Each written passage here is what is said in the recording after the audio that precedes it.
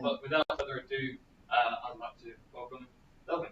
Thank you, Silas. I'm very, very excited to be here. So I really appreciate the opportunity, and thank you to those who are here in person and online. I come to public relations as a writer. I'm from the United States, um, and I was a writer for three of the largest luxury publications in the United States. I wrote for them regarding yachts, super yachts, jets, cars, all things luxury. And I also wrote for some businesses here, press material, so forth and so on. So I said to myself, well, if I'm helping them make money, I can make money myself, right? And that's how Liberty was born. DRW is a yacht and travel public relations organization. We focus particularly on the overall networks and marketing for travel and yachts. I am the founder. My wife is the co-founder. She'll be here shortly. She is a PMI certified project manager, and she currently has projects in Maldives, Spain, and Colombia.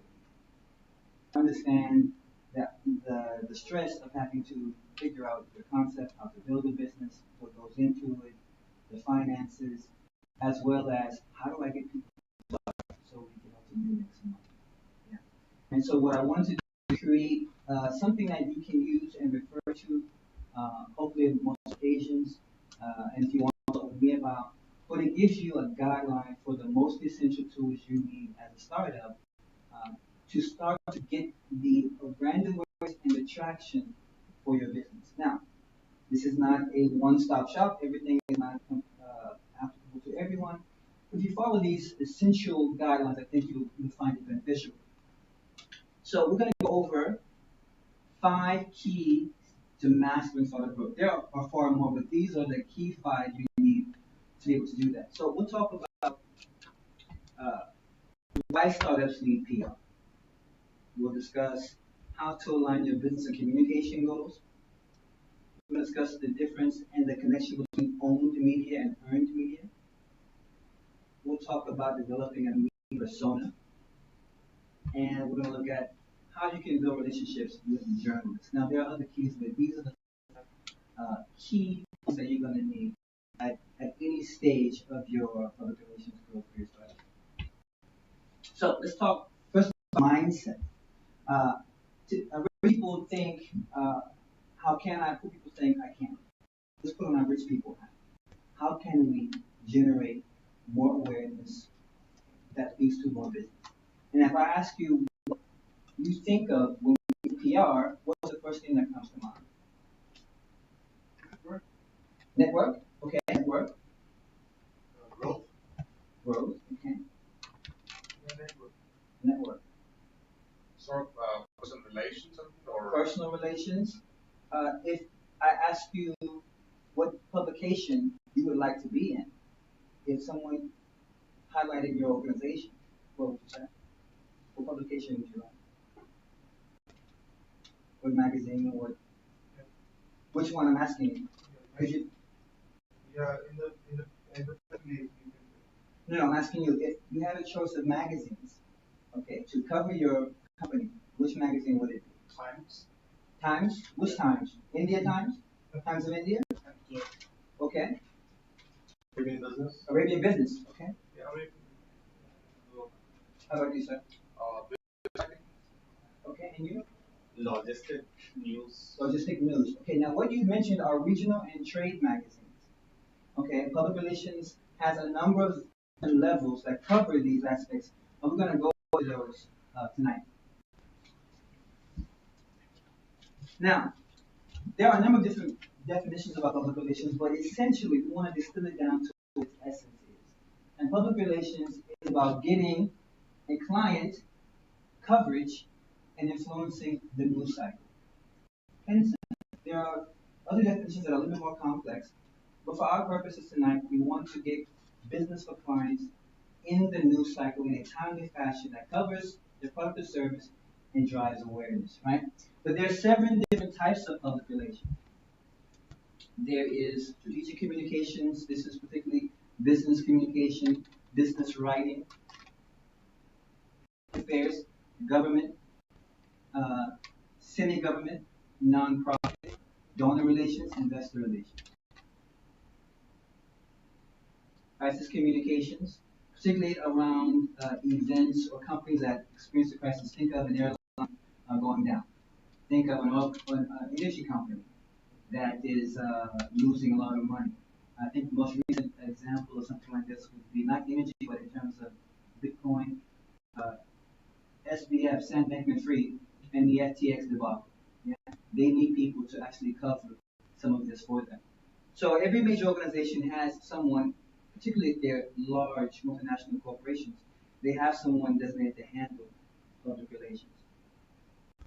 Social media communications, internal employee communications. Those are aspects of a company where communicators deal specifically within the company. Now, what you know as a PR person, typically in a large organization, has a mid-level role. What most of us understand when we say Times or when we say Forbes or when we say Arabian Business is actually, I forgot community relations, which deals with things like LGBTQ, women only, people of color, religions. Those people who cover affairs for those specialist groups, right? But what we do when we're talking about Times, Forbes, or Arabian Business, we're talking about media relations. Most people mistake public relations for media relations. Media relations is an aspect of public relations that covers the majority of what we see in business. And here are the areas where media relations cover. Press conferences, press briefings, press releases, press kits, arranging interviews, media tours of an event or an event launch, getting publicity and media audit and media monitoring. That is monitoring who's talking about you, what they're saying, how you can leverage that information to speak to particular publics or groups to get more awareness out about your brand. Media audit basically refers to how your brand looks in the media, social media, uh, digital, online, and legacy media. By legacy media, we mean television, papers, radio, and so on. Now, the problem with that is that what we understand as media relations is actually old school PR. That is television, radio, newspapers, um, print, trade magazines, and so forth and so on. Now you have a combination where digital is now has now changed the game. In the Facebook and Google era, if you want to be effective, if you want to get your word out, if you want to be someone that drives a news cycle, right? You got to do more than just be in print. Actually, now I'm not saying print doesn't matter because it does. So does television and radio, but the strategy should be to combine those efforts, right? So in the old world of PR, brands got coverage through the media. Let's say, for example, you have a fintech. How are people going to know about your organization and what you do and why you're important to the public? Well, in the old version of public relations, the publisher controls the narrative and publishes information about you. Article, interview, and so on. Sorry. Media was television, radio, magazines, newspapers. And brands communicated through the press. So there was a third party dynamic involved. There was the brand, there was the press, and then there was the public. And the brand communicated itself, or communicated with the public through the publisher and press release. And buyers learned about you only if the publisher produced information about your organization. So if they didn't like what you had to say or weren't interested, public wouldn't really know much. Okay? And PR and marketing were very separate. Typically, public relations was a subset of the marketing, the marketing aspect, or would be within the marketing department for the most part. Okay, so all of that has changed in the sense that brands at one point had to have significant news published. They wouldn't cover you if people didn't know about you already.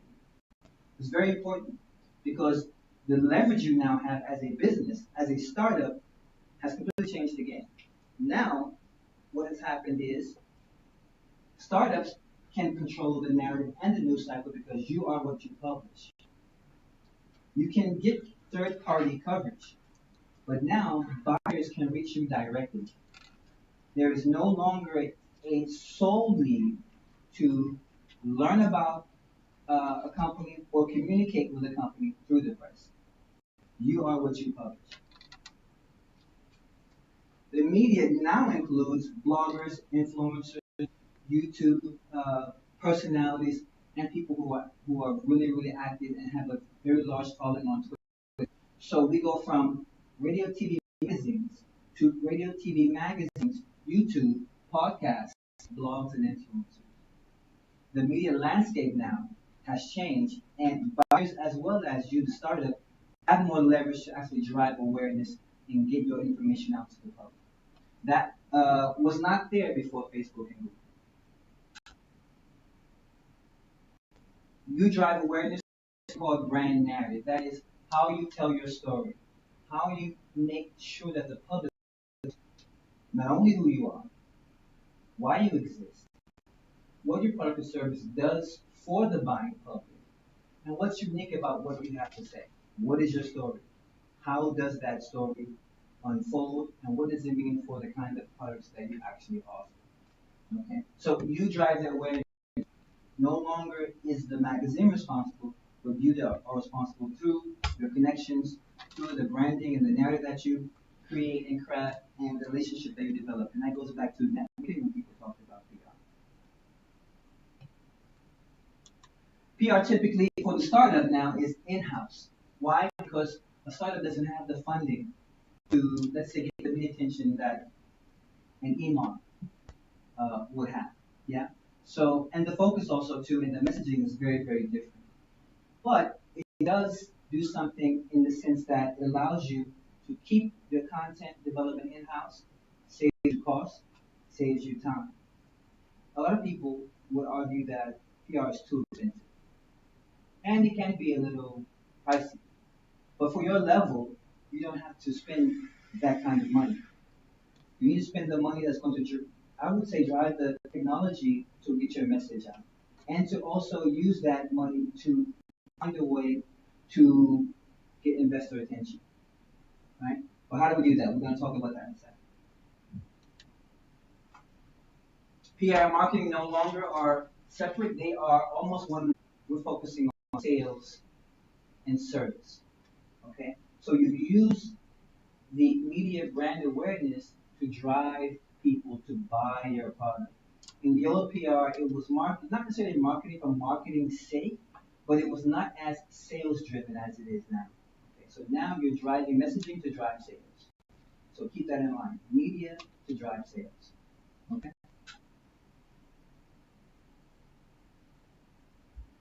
And your PR efforts are amplified so that you can get lead generation, build your email list, and make sure that people get to know who you are so they can do business. Now, this is how media looks today. This is something called the peso model. Pay, earn, share is only. In the old PR we talked about media was what? Television, radio, trade publications, magazines. No longer the case. Now you have something like this, and this is the media environment that you as startups are beginning to must operate in, not beginning to. This is the environment you must operate in. Now you don't have to do all at the same time. You can combine these elements. So for example, you can have an own earn strategy. You can have a paid share strategy, a paid earn, paid own share strategy. You can combine these elements in a number of creative ways that suits the needs of your organization. So let's take a look. We content for owned media and earned media. Particularly for you and your level, this is where you want to begin to focus. Where I would imagine you would want to focus. So let's say, for example, you've got a company and you want to get the word out. The first thing you need to do is not try to go here and get all the publicity. The first thing you need to do, the first line of business, is to clean up your own house. You want to develop your own media ecosystem, website, blogs, white papers, infographics, videos, podcasts, webinars. This is where you want to start. Why? Because if I say, for example, let's say, for example, I get someone for you at Arabian Business. I've got a guy, what's your name? Horace. Horace? I've got Horace, he's a great guy, got a great business. Arabian Business needs to cover me. Great, what's his website? That's what you're going to ask me. You're going to go to your website and your social. Your website can be a static brochure. Hi, my name is, this is what we do. Or it can be an online revenue generating machine that drives interest, drives traffic, drives awareness, and makes it something interesting that Arabian Business wants to cover. Yeah? We'll get to that shortly. So, what kind of content should you have in your own media strategy? Ebooks, white papers, website. Your website should be the first thing. Okay? And on that website, you can host content that the Google, that the YouTubes and the Twitters cannot censor. It is yours. You own it, you control it, you build it, you deliver it. So, does anyone here have a website? Anybody? Okay. Website for what service? Hi, how are you, man? For what service? Like, Technology, right? yeah. Okay, so what's on your website? It's like I'm showing my services. Showing your service. Yeah, virtual development. Okay. Same, our SaaS product features, benefits, case studies. Okay, all of that is I. You want you website. How do I help you learn about my services? How do I help you understand how my product makes your life better? Do you have a blog on the website? No, not started yet, but I plan for it. Okay, blog. Yeah. You have a blog. How many blogs posts have you published so far? 30 to 40. Okay, good. So you've got some traffic. You've got some numbers in the algorithm. Great. What do you want to do with the content? Let's say for a blog, for example. Identify the kind of people you ultimately want to buy your product and write information for them. Think about the questions that they're going to be asking, and then you write blog posts that answers their questions. At the same time, you want to be giving them an opportunity to connect with you. So maybe you have a white paper. Maybe you have an ebook or case study that they need to read about.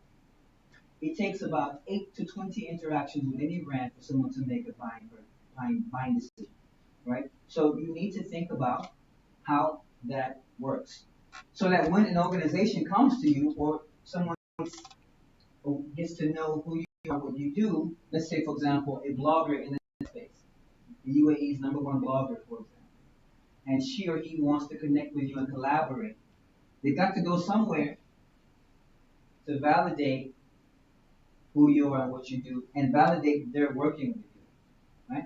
So the first thing we want to do is combine those, all right? But there's also some other things here. For example, the shared media with all those media handles, right? We're already working on social media strategies, but there can also be a social media strategy for public relations. The combination of owned and shared would be partnerships. Just for example, we did a partnership with a company, a tech company, an organization that wants to highlight what you do, and you have an event where you co-brand. The collaboration between earned and shared media is influencer engagements. The link between, for example, paid and owned is where you become a brand ambassador. There's sponsored content. We see that already on Instagram. You can do native advertising, which is basically article writing, but is not overtly article writing. So, for example, it's an advertisement that comes off as an article about you, but actually is designed on the back end to be an advertisement for your organization, right? But you think it's an article that someone covered to write, right? These are different strategies.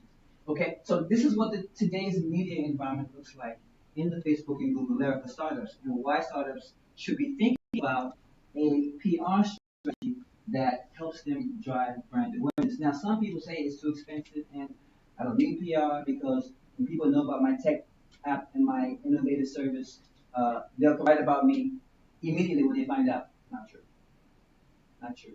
The environment Online, digital, and print is ferocious, and competition is very high. You'd be surprised how many emails editors and journalists get every day to cover something, right? Just because you're in business and you got a really interesting or neat doesn't mean someone's going to cover it. You got to make them want to cover it, right? And there are strategies. So, how can you win in the PR game? There are three things you can do. First, align your business and communication goals and focus on how PR, getting media attention, not only drives awareness, but helps you use that awareness to drive sales. Okay, we're not just talking about awareness, we're talking about awareness that drives sales. Okay? Get clear on short and medium term business goals. For example, if you got a tech product, how much do you want to sell in the next 6 months to a year? How much business do you want to drive into your pipeline for the next year? Those goals, because they have to determine the next step that you take to accomplish those goals. Right? No more, I want to get into a magazine. For what? After you get to the magazine, what next? What's your name, man? Natalia. Natalia, you have a business? Okay, what kind of business? Concierge, good. Concierge in the UAE is great. People want that. Okay, that's luxury, that's lifestyle. Now, let's say, for example, a magazine covers Natalia's concierge service. That's great. What happens next?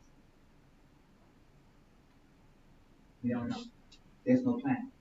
It's just coverage. But if Natalia says, I want to drive 500,000 dirhams in business over the next 6 months, she needs to identify where that media attention is going to come from to drive that business. Okay?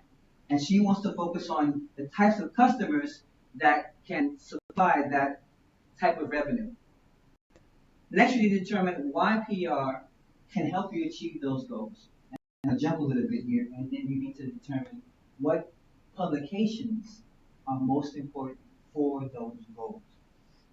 Let's say, for example, Forbes might not is a great magazine, but it may be the magazine you need at this moment.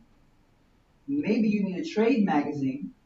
It's going to get you awareness. That might also get you awareness to trade conferences and people who can amplify your new app and therefore get you the exposure you need. Forbes is important, but Forbes might be third or fourth down the list. Doesn't have to be the first one. Okay. So once you determine those goals, short and medium term goals, we're not going long term, we're just going short and medium. Then you can figure out, okay, now I need to know why PR can help me. Maybe PR can't help you. Maybe you don't need PR right now. Maybe you need to focus on getting your own media house important. Okay. Any questions so far? I feel like I'm dominating the conversation. Does anyone have any questions or anything? I think Silas, you have a question? No, obviously, I imagine we're coming to it. But what's the focus, or why is the focus on short and medium term when it's coming in this stage? Why are you not focusing on long-term strategy? Why not focus on long-term strategy? Okay, great question. The focus is short and medium term because obviously the long-term strategy is to make a certain amount of money and be well known, and that's part of your vision and your larger goal. The short and medium term is how do you get there? A lot of times we make strategies that are essentially long-term strategies, but have no real meaningful short-term tactics in terms of steps to get there. With this, what I'm talking about is step by step by step, how do you get there? And then once you're clear on those, that will drive the long term. Because the long-term vision may change. Right? It may change. And that's fine. That's called business. But what you want to focus on are the tactics to get you to where you need to be. If your goal, for example, is in the next 6 months, I want an article in Forbes, I want one in Arabian Business, Khaleej Times, and I want to get with a big time influencer in the UAE, in Dubai. How are you going to do that? Who do you know? Is your website clean? Meaning, is it ready to go? Does it answer everyone's question? Do you have any other material online that people can look at to say, yeah, I think that might be interesting. I'm going to step ahead of myself and make this statement, and then I'll come back to it. We've been talking about you all the time, but it's not about you. It's about the journalist and the stories the journalists want to cover. You see, you understand why? Because they're human beings too. They have to get their career in order. They have to, and your story should do several things. One, help them with their profile, while it lifts your profile, right? But it also must be something that the people who are reading them want to learn about.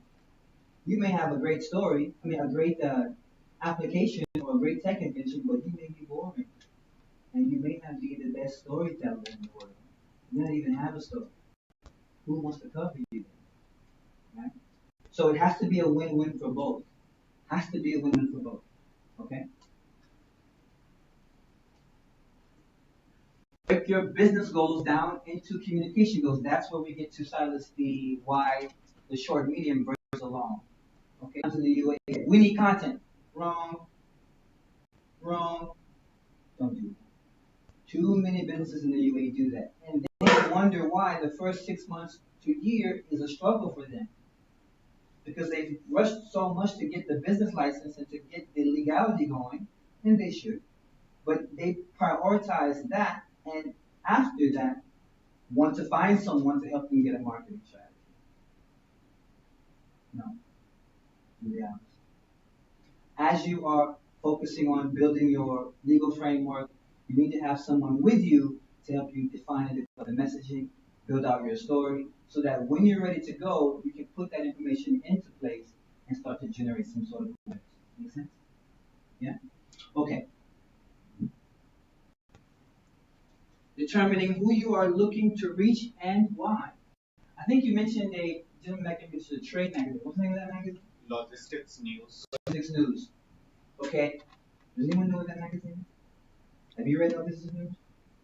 You're not in logistics. But the people who are know this magazine very, very well. And there are big decision makers who read that magazine regularly to get news and information, stay up to date, or even advertise in the publication itself. Now, that's where you have to figure out what publication is best for you. Maybe you don't need to be in, uh, let's say, for example, if you're in Q magazine, it might be great, but does that placement of that magazine, that article in that magazine, help you generate business? Does that help you generate sales? Maybe not, depending on what your app does, for example, which technology does, and who it's meant for. So think about same way you think about your buyer persona, we're going to come to something called a media persona.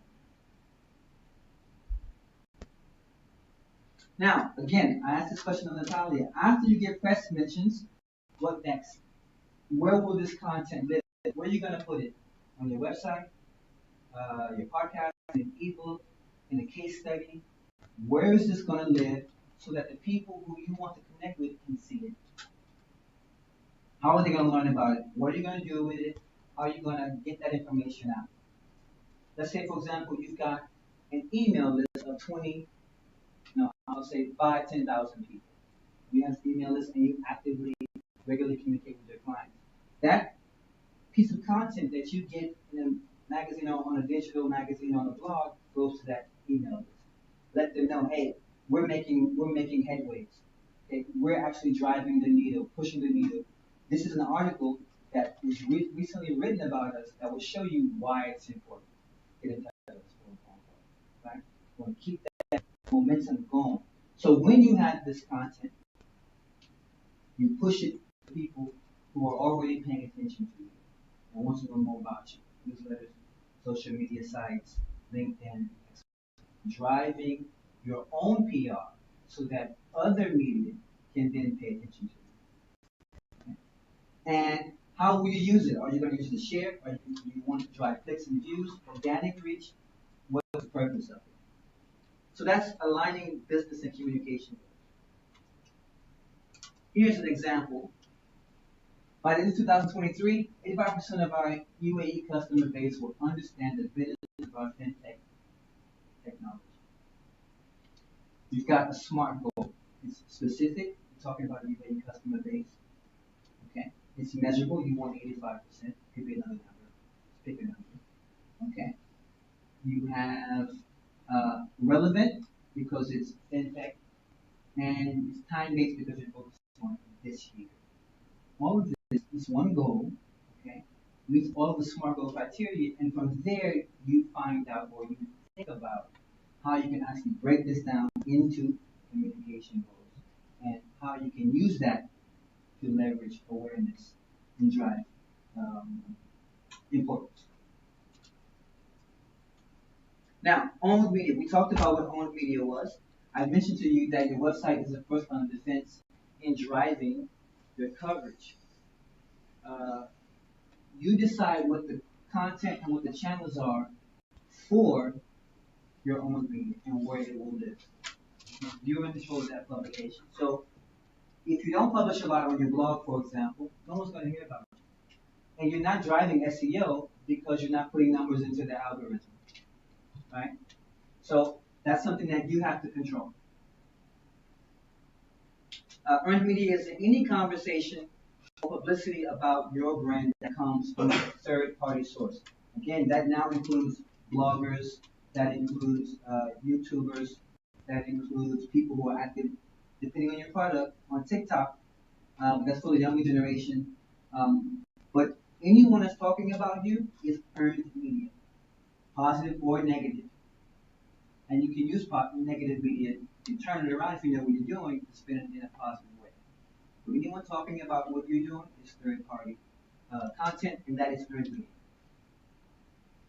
It allows us to get something called backlinks. We all know what those are from high domain authority sites. So when online publications write about you, write an article, you have to make sure that there's a backlink to your content in the byline of the article. So if Forbes is publishing or Arabian Business is publishing and people are reading Arabian Business online, there's an article about you, you need backlinks. Because that is a strategy to get people to then drive back to your article, blog post, case study, white paper, which goes back to your SEO and is combined with a media strategy from a publication like Arabian Business, but it's also helping your own media strategy. You follow? Okay.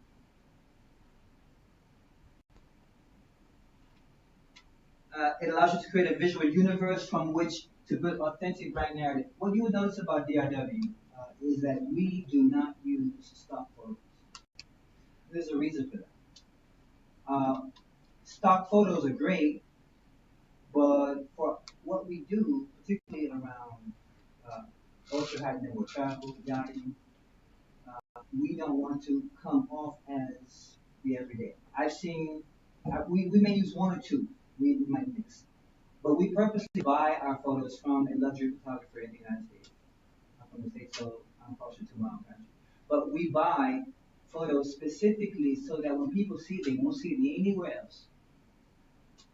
They will never see some pictures, some photos that we use anywhere else but on our content.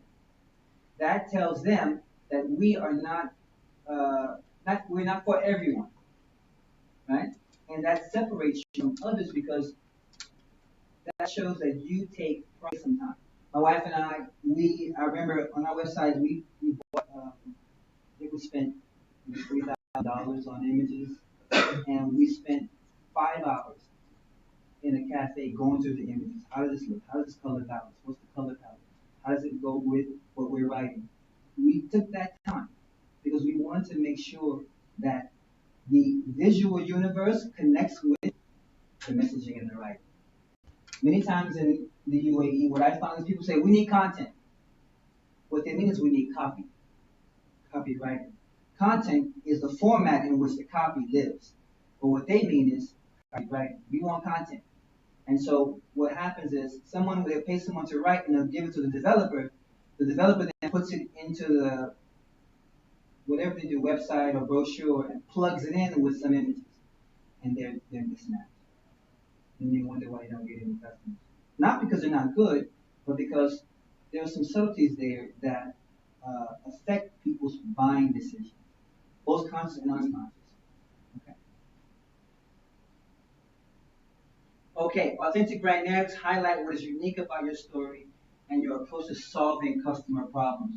What is unique about who you are and what you do?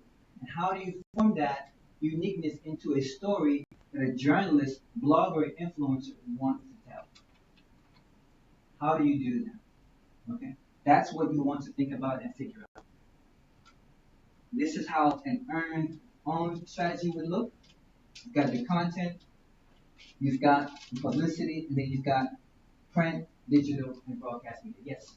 Yeah, so question about the previous slide. Okay. So you spoke about the new world of PR, right? So Yeah. obviously, which is very strongly digital, Yeah. right? And we have a lot of own channels now as compared to what we had in the previous year, right? Right.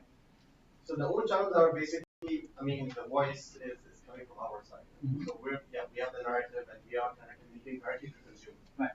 So the previous world, I mean, the credibility also came from third parties. Yeah. Quite an extent, Mhm. which is well, it's kind of like a balance now. I mean, you still have that, but you have a lot more of the own channels. Yeah. Correct. So from a consumer's perspective, like, I mean, how credible is this? Like when you're communicating directly to the consumer without like having that third party influence or credibility, which you kind of like. Can you be credible without third party validation? Is the question. Yes. Yes.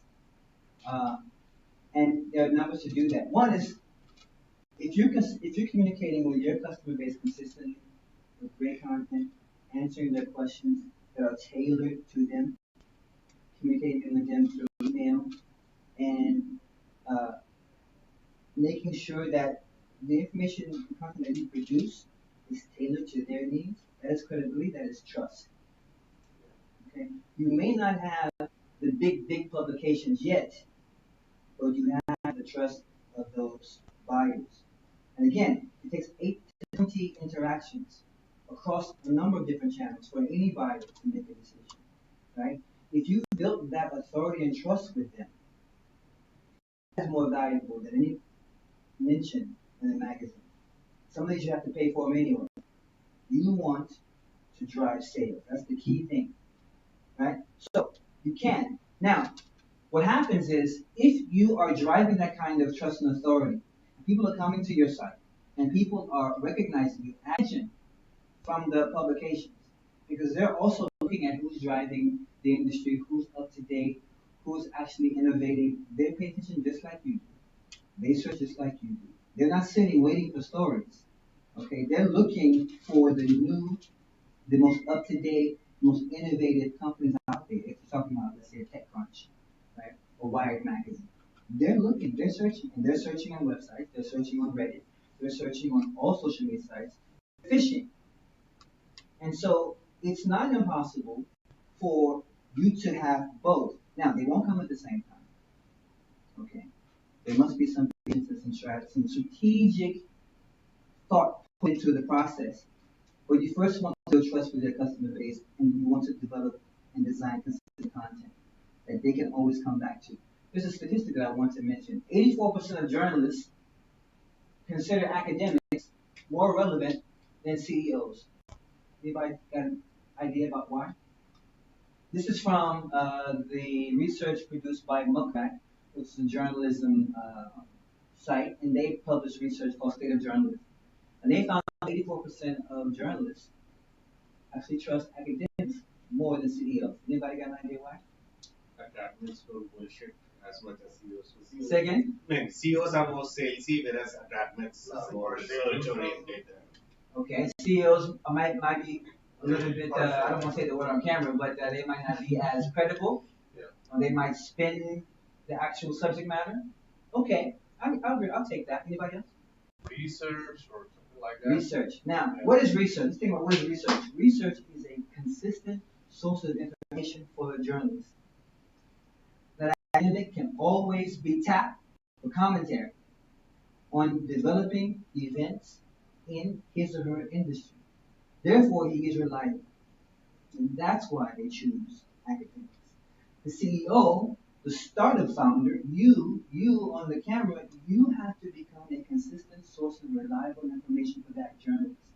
They know they can call you anytime and say, hey, listen, I've got a story coming up. Can you give me a comment on X, Y, and Z? And you say yes. Oh, you know what? We just published a white paper on this, on content. Give it to the journalist. You understand? That's what you can do to develop that uh, harmony between the two of them.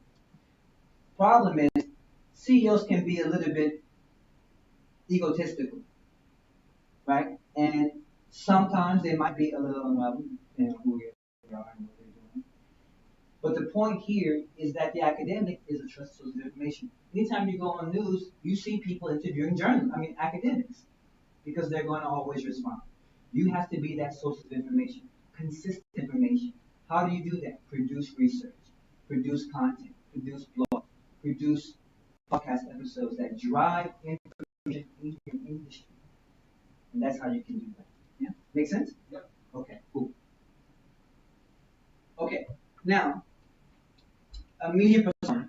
When you have a business, you're always taught, hey, I need to develop my buyer persona or my avatar. That is the person that, the perfect person that you want to actually buy your service or product, gender, name, industry, hobbies, habits, right? And this person is the person that you want to buy your product. But you don't have a media persona. Who is a journalist that likes a story about, likes tech stories, that may have the same interests as you? Where does, what do they write? What's their publication? What do they do on social media? You need to develop a media persona. Find the personal people who would be interested in doing in knowing more about what you do, and also helping you to get that message across. As a former writer for luxury magazines, I can tell you it's very, very important to have a media persona, someone who can do your story. And by the way, this is my lovely wife and co-founder, Nashi. I told you she is the PMI certified quality manager and co-founder of CRA. Okay, so that's very, very important. Focus is not you, it's the journal. Now, here's some questions you have to ask yourself. Do I have a story to tell? I have an app. I have a product. I have a service. Do I have a story? How did that app or story come about? What was the motive or the motivation behind that app or that technology? Is it newsworthy? Does someone want to read about it? Can it be published in the logistics review? There's a big Panama Canal because there's not enough water for ships to actually go across the Panama Canal. Does someone have a service or have a technology that could help in that process, or that can explain the data that we're seeing coming out of that particular crisis? And by the way, the Panama Canal is a corporation, so they do have communicators. They do have crisis PR people. Okay. Is that story newsworthy? Can your organization become a consistent source of information? I just mentioned that in the statistic for CEOs and academics. Where are the journalists, bloggers, influencers interested in your story? Where are they on social media?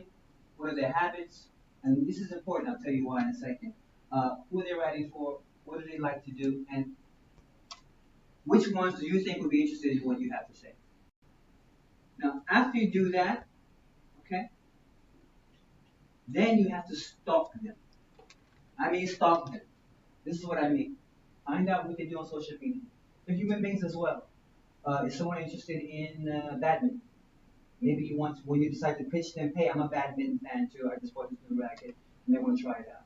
And by the way, we have an interesting story about our company that's coming out pretty soon, or that we would like to have shared. Are you interested? If someone were to email you or message you about a business opportunity, but included something personal that interests you both shared, would you not be more interested in at least paying attention, or at least having an open ear? Same thing. Yeah. Okay. So when I say stalk them, I mean in a positive way. Don't become creepy. All right. We don't want creepy. We want business. Okay. Now here's a quote from Julia Smith with Color PR. Understand what drives a reporter. Then, when there are infinite stories and limited hours, knowing why a reporter chooses to wake up in the morning and crank out a piece, and how they hope to make their own small impact on the world, that's the game changer. Remember, the people that you want to communicate, to cover you, also want to make an impact in the world. How can you work together with those influencers, bloggers, and journalists? In fact, in today's day and age, bloggers, depending on the industry, have more sway than some journalists. Okay? Keep on. Now, this is a mock media persona. This is a person I created who was a journalist that I want to target. And I may have 3 or 4, not just one. This is Alina. Alina is a publisher and the editor-in-chief of a magazine. She's been in the industry for 10 years. She's married. She's the mother of a 7-year-old. Alina is Dubai-based, has an MA in journalism. Her team is 5 people, 6 including her, and she loves yoga. Hence the yoga picture. Because I'm going to go on her social media and say my wife loves yoga too. You guys should be doing my yoga class together. Oh, and by the way, I've got a great story about a new tech. Then check it out. Right? Okay. Not creepy, but there's some personal interest there that may make her want to know more. All right. Alina is the reporter who heads the tech section for a major digital finance magazine. Call it FinTech UAE. It's made up the name. Dubai-based, she reports looking to the editor-in-chief and publisher. Alina prefers to communicate primarily via email and video meetings. Now, there's actual research on when to communicate with a journalist, what times, what days are best. And this is actually research that journalists have actually put out. Her goals are to build up the tech section of the magazine, increase their monthly ad revenue, scale writing production, and measure content performance. For example, when I wrote for Otai Magazine, which is a Miami-based luxury watch magazine, they did not have a yachts and jets section. They had a small couple of articles. I built out that section. I got the biggest yachting companies in the world to give us interviews, give me interviews, and I published them. The biggest jet companies in the world. Bombardier to Honda Jet. I got shipyards that were building $500 million boats to talk to me. I got designers who were designing $100 million boats to talk to me. And I gradually, over the 2 years, 2.5 years, built out that section. So that now, that publication not only has Hublot, Richard Mille, Rolex, Longines, they also have this yacht and jet brands in the world. And that's what I did for them. So that's a goal for them because that drives ad revenue. Increase organic traffic by 10%, looking for new angles and new stories. Now you have to think about what value you provide to that journalist. That's why we have here on values 1, 2, 3, and 4. All right, you can contribute thought leadership. Who is a founder here? Who's the founder of the book? Okay. Let's say, for example, you're a founder and you have a unique perspective on your industry. You want to demonstrate that level of knowledge, not only in your own content, but you want to have it out there in other magazines or business reports. Okay, that's where something called we've heard about this thought leadership comes into play, where founders and CEOs actually are talking about trends that are driving their industry and how what they're doing is part of that long-term trend. And that's the value you provide to someone like them. Okay, so this is something you can use. About you'll have this PowerPoint for yourselves. This is a template that you can use when you think about what publications you may be interested in for your business, what kind of people may be interested in, what kind of journalists. So not only do you have a buyer persona, you have a media persona. Okay, and this is very valuable for startups because it puts you ahead of the game by strategizing your brand awareness, building your narrative, and getting the message out in a way that does not necessarily rely on the big publications. All right. So, what is pitching? Find out at my Tuesday workshop, where we go into how to target journalists, what to say, what to write, and how to get media attention. Thank you very much. I appreciate it, and I'd love to take any questions. We're actually time 8 o'clock. Sure. 7 o'clock. 7. I'm sorry. 7. I'm thinking about 8 o'clock. Yeah. Any questions? Any questions coming from the stream? Any questions on No, YouTube? nothing. No, not at the moment. we spoke a little bit about white papers there. Yeah. Would you incorporate those into into your websites, or would you save those for specific distribution when it gets to like paid media or Well, it depends on the activity around the website. If I've got a robust email list, what I'm going to do is try to drive more email traffic, more organic traffic, and build my list. So I may put on the website to download. And once they download, I've got their information. Now I move them into the email list, and I target them in a campaign, specifically around the white paper. I can do that, or I can publish it on in an independent source of some kind. But I think white papers are best on websites for download to build email lists and therefore drive engagement. and we were talking about validation earlier on. Would I might be going a bit astray here, but in terms of like reviews, case studies, like either it's Google reviews, Trustpilot, Glassdoor, all of these different things, with the media landscape being very separated out now, where you don't necessarily have like a validation as far as to say publication, is there a PR focus to advertise those reviews? Sure, he can see that there is positive engagement and connection with our audience. Particularly case studies, right? Case studies and also to reviews online. You'll be surprised how many companies will respond immediately when you threaten them to do a bad review on Facebook or Yelp or some other source. So because reputation management is the core of PR through digital, print, and online. So even if it's a review, a Google review, that's online reputation management. Okay? And when someone Googles you and researches you, if a journal or blogger researches you and they come across too many negative reviews, you're not getting covered. So you've got to manage and balance that online management when you want to drive online reputation management when you want to drive larger reputation awareness through those publications. Okay. And with this is obviously not everything, but it's a good place to start so that you can begin to think about how you can build awareness for your brand and drive that conversation and engagement.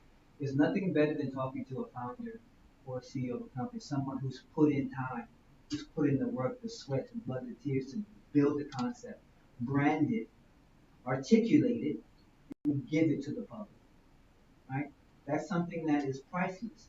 And who better to speak about that than the founder? So think about it in that way. This is your baby, right? I mean, the other is my baby. Our baby, I should say. And so we know what it means to go from concept in your head to actually a physical organization. And it takes a lot of work. And you're the best person suited to communicate that in the form of a story, in the form of understanding why your brand is important. Not just what it does, but how it helps the life of a particular person or people. And that's what journalists and bloggers want to know about. That's what readers want to know about, and that's what's going to drive you awareness. Yeah? Any other questions? So what are your thoughts on paid versus non-paid PR? Good question. We always have this conversation with publishers. I think in today's world, in an ideal world, you have to pay, right?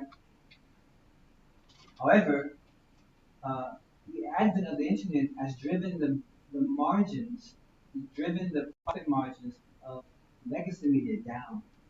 So now they have to find a way to keep people interested, to drive content.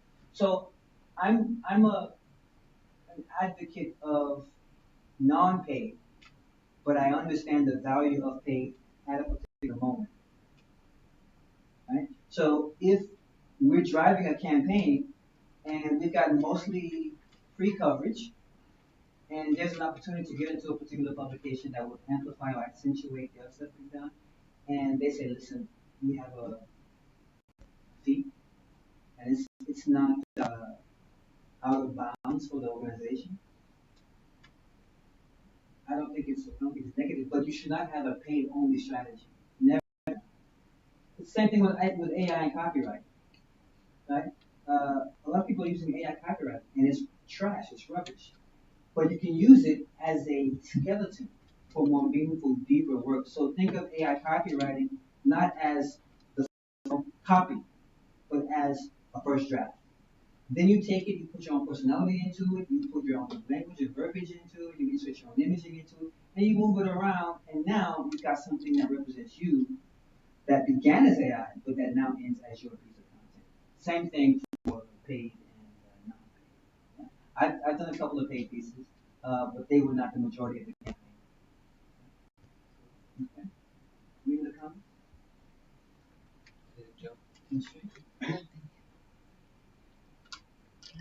No? Okay, thank you very much. Thank you very much online. We will be sending this PowerPoint to Silas so he can share it with you. We will also be sending our company profile and share that.